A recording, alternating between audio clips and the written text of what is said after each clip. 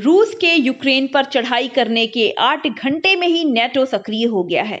सदस्य देशों के साथ बैठक के बाद नेटो ने कहा कि हम हर तरह से यूक्रेन के साथ खड़े हैं।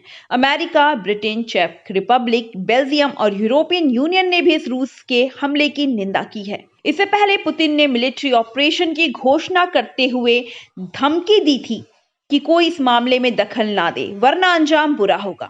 ये सीधी धमकी अमेरिका, ब्रिटेन और नेटो को थी। आपको बताते हैं कि यूक्रेन पर रूसी हमले के खिलाफ दुनिया किस तरह लामबंद हो रही है। काउंसिल की बैठक में नेटो ने ये 5 बड़ी बातें कही। पहली बात है कि रूस और बेलारूस की निंदा। नेटो ने कहा कि हम बिना वजह किए किसी पर भी भयानक हमले की कड़ी निंदा करते हैं। इस हमले को अंजाम देने के लिए बेलारूस की भी निंदा करते हैं। गौरतलब है कि रूसी सेना बेलारूस के रास्ते भी यूक्रेन में दाखिल हुई। दूसरी बड़ी बात, अंतर्राष्ट्रीय कानूनों का उल्लंघन। नेटो ने कहा कि रूस ने कई अंतर्राष्ट्रीय कानूनों का गंभीर उल्लंघन किया है। इसमें UN charter, Helsinki act, Paris charter शामिल है। हम पूरी तरह से यूक्रेन के साथ हैं, ये तीसरी बड़ी बात है। नेटो ने कहा कि हम यूक्रेन के लोगों, वहां की लोकतांत्रिक राष्ट्रपति, संसद और सरकार के साथ खड़े हैं।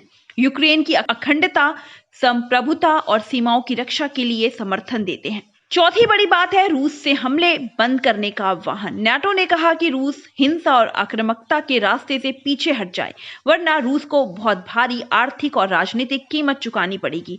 पांचवी सबसे बड़ी बात, सेनाओं को पूर्व की तरफ भेजने का आदेश। नेटो ने कहा कि हम पूर्वी हिस्से में मिलिट्री और वायुसेना बढ़ा रहे हैं। किसी भी तरह की परिस्थिति का जवाब देने के लिए सुरक्षा बलों को तैयार रहने को कहा गया है। हम एक दूसरे को डिफेंड करने के लिए एकजुट हैं। वहीं पर अमेरिकी राष्ट्रपति जो बाइडेन ने रूसी हमले को गलत ठहराया है। उन्होंने कहा कि पूरी दुनिया की दुआएं यूक्रेन के लोगों के साथ है। बाइडेन ने कहा कि इस युद्ध की वजह से होने वाली मौतों और विनाश के लिए सिर्फ और सिर्फ रूस ही जिम्मेदार होगा।